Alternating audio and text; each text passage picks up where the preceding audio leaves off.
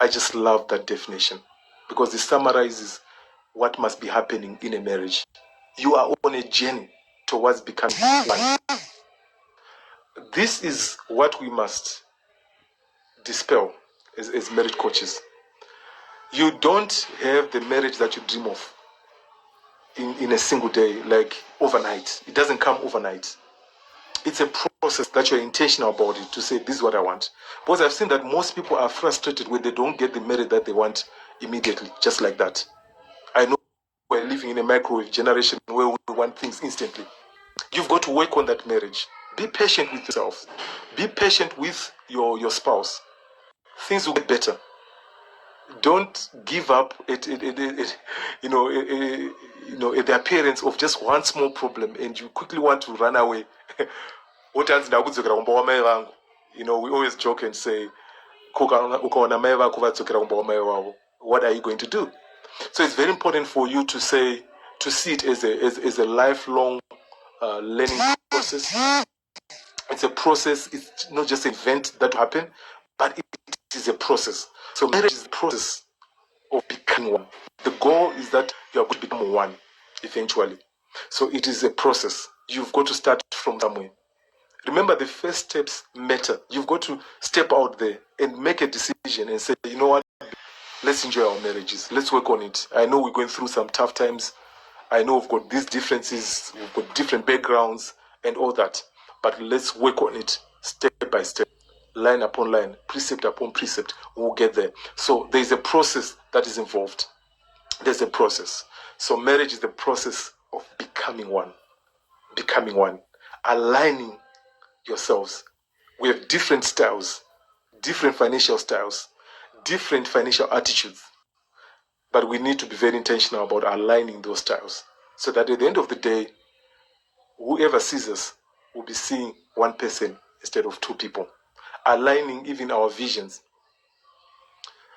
One day, God willing, we'll also talk about vision mapping, how you can align your vision so that you start working on the same path as a couple. Those are very important principles that you have to implement in your marriage if you are to enjoy. Now, this is my last definition that I'll give you today. Remember, the first one was marriage is a school. The second one, marriage is a mirror. The third one, marriage is the process of becoming one. Then the fourth one, marriage for me is a holy union. It is a holy union which was instituted by God, conditioned on the irrevocable promise and oneness with an imperfect person of the opposite sex for a lifetime to glorify God. I just love that definition. I'm going to say it again.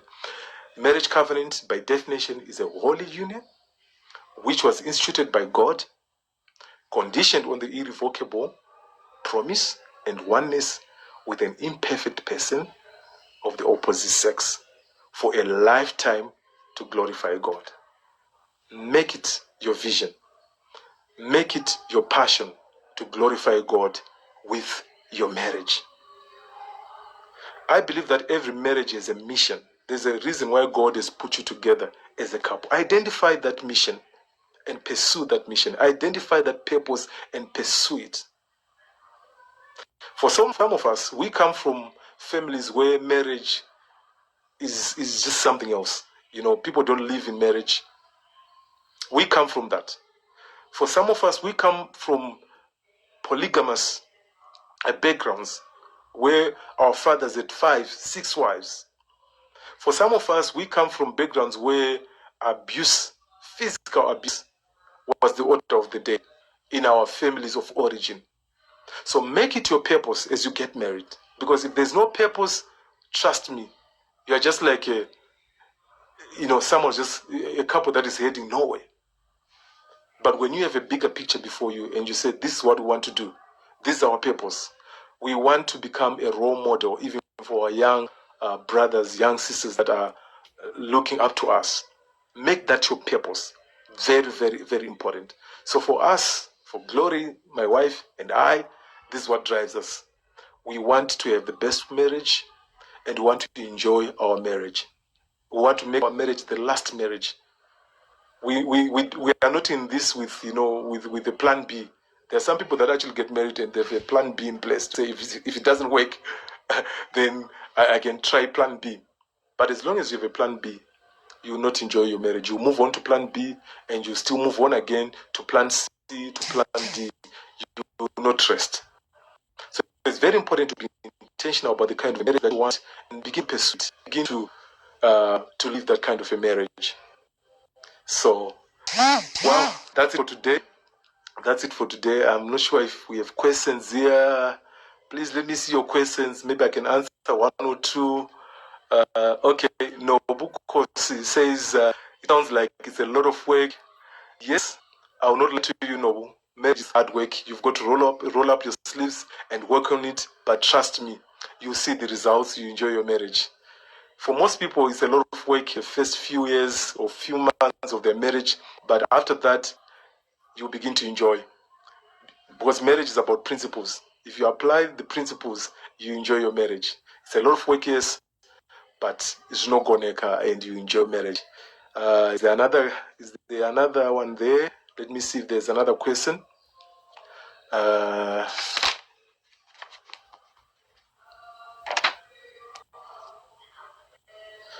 There's someone who asked something here. Let me see if I can get to the question. Okay, someone was asking rather about court wedding. Okay, a court wedding is not different from the weddings that we know of. You know, where you are at a wedding place, wedding venue, and the pastor is conducting that wedding. It is not different. It is not different. The reason why people go for court weddings, it is because some of them, they don't belong to churches, so they don't know about the other option, that you can actually get a marriage officer to marry you at your place of your choice and the date of your choice. So it's about what you prefer, really. But it's the same wedding. Same piece of paper that you get from the court is the same piece of paper that you get from your marriage officer. So court weddings and the church wedding, it's one and the same thing. So it's one and the same thing. I hope I've answered your question. Then Kadembo Tariro is saying, okay, that's a question. Tariro says, what makes marriage to be perfect? I think I mentioned that marriage is made up of two people that are imperfect. You know, of course, it's very difficult to understand that your boyfriend, if you're not married, that they are not perfect, or your girlfriend is not perfect. But trust me, once you're in marriage, you begin to see all these things that you don't like about them. But again, like I said, you've got to accept it as it is. To say, okay, this is my partner, and then just work on the differences that you have, because you always have differences, but work on them, align yourselves, and become one. It's a process. Okay, so perfect marriages are very rare, very rare. It depends on how you define perfect marriages.